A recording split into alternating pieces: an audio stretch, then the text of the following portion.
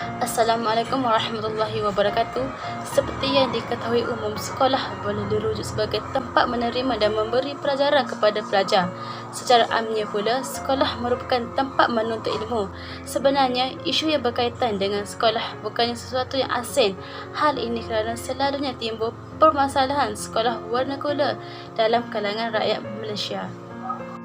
Sekolah vernakular ialah sekolah yang menggunakan bahasa ibunda dalam pelaksanaan proses pengajaran dan juga pembelajaran.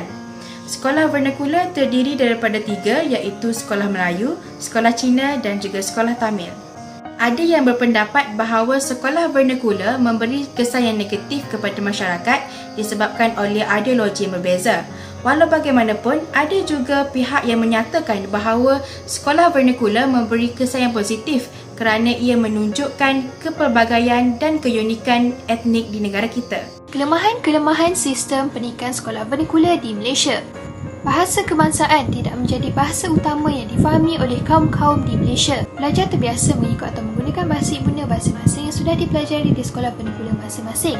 Ini menyebabkan pergaulan antara kaum terbatas kerana merasa kekok dan susah untuk berkomunikasi.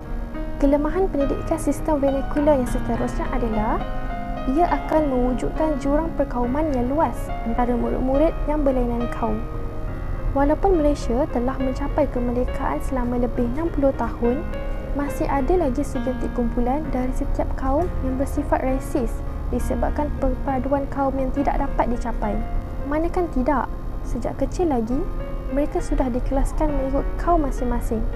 Oleh itu, setiap kaum di Malaysia ini sepatutnya disatukan sejak kecil lagi agar persafahaman di antara kaum itu dapat dipupuk di awal usia sekaligus akan menjadikan suasana negara lebih aman dan lebih harmoni. Walaupun kaum Melayu merupakan masyarakat dominan dan bahasa Melayu digunakan sebagai bahasa kebangsaan, ia tidak menghalang kita sebagai rakyat Malaysia untuk saling menghormati hak dan kebajikan kaum-kaum lain seperti kaum Cina dan India. Aliran pendidikan di sekolah vernakular sememangnya agak berbeza, tetapi subjek-subjek asas seperti bahasa Melayu, bahasa Inggeris, matematik dan sains turut mewarnai sistem pembelajaran harian mereka. Perbezaan sekolah vernakular seperti sekolah Cina, mereka menggunakan bahasa dan tulisan Mandarin, manakala bagi sekolah India, mereka menggunakan tulisan dan bahasa Tamil. Kewujudan sekolah vernakular telah menjadi bukti bahawa rakyat di Malaysia saling menghormati hak antara satu sama lain, dan dengan adanya budaya seperti ini, ia mampu memupuk perpaduan dan mengekalkan keamanan negara. Kewujudan sekolah vernakular telah menimbulkan pelbagai isu, antaranya ialah berkaitan dengan cadangan penubuhan sekolah wawasan. Tujuan dan matlamat sekolah wawasan adalah untuk mewujudkan perpaduan dalam kalangan murid yang pelbagai kaum. Namun begitu, kebanyakan kaum Cina dan India tidak bersetuju dengan penubuhan sekolah wawasan. Hal ini dikatakan demikian kerana menurut mereka sekolah wawasan akan menghadkan penggunaan bahasa ibunda mereka di sekolah. Isu sekolah vernakular sering diperdebatkan serta dibincangkan dan isu tersebut berkaitan pendidikan dan bahasa. Sistem pendidikan yang pelbagai berkait rapat dengan kesempurnaan bangsa, terutama dari segi penggunaan bahasa penghantar dan kurikulum. Bahasa yang digunakan di sekolah jenis kebangsaan Cina dan India menggunakan bahasa ibunda kerana bagi mereka ia merupakan identiti yang harus dipelihara. Jurang yang begitu luas di SJK Cina dan India masing-masing disebabkan batas bahasa untuk berkomunikasi antara satu sama lain. Setakat ini, isu tersebut tidak banyak menimbulkan kesulitan kepada sistem pendidikan negara. Namun diingatkan, cabaran terhadap pelaksanaan sistem tersebut tidak dapat disangkal, terutama antara pendidikan kebangsaan dan pendidikan vernakular. Antara kelebihan sekolah vernakular ini ialah menderapkan budaya antara kaum.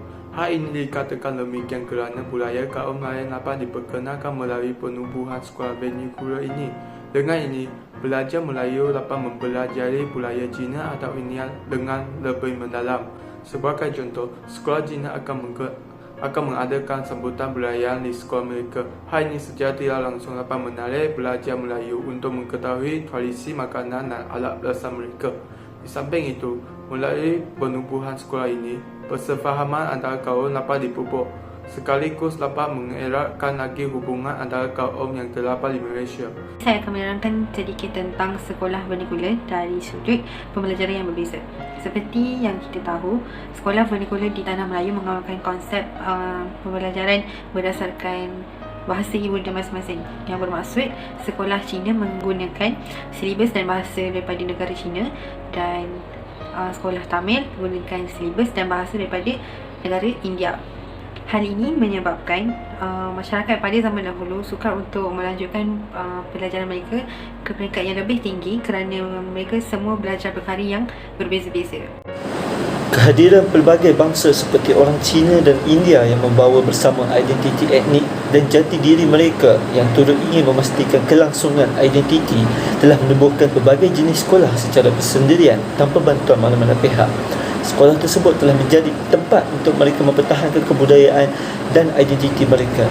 Justru itu, ianya menjadi satu faktor mengapa sistem pendidikan vernakular terus berkembang ketika itu dan menjadikan setiap kumpulan etnik mempunyai sistem pendidikan yang tersendiri dan disebut sekolah aliran vernakular. Berdasarkan hujah yang telah dibentangkan, jelaslah bahawa terdapat kesan positif yang dapat diambil daripada golongan muda, tetapi ia juga mendatangkan kesan negatif di mana dapat merapuhkan perpaduan antara kaum di Malaysia. Kerapuhan perpaduan dalam negara yang mempunyai pelbagai bangsa dapat menjatuhkan negara itu tidak kira dari segi politik, ekonomi dan sosial seperti mana yang terjadi pada tanggal 13 Mei 1969. Oleh itu, semua pihak haruslah memainkan peranan yang penting agar tidak menjadikan sekolah vernakular ini sebagai batu penghalang kepada negara kita. Akhir kata, sebarang perbincangan hendaklah dilakukan terlebih dahulu bagi mengelakkan salah faham yang membawa kepada isu perpaduan yang lebih besar.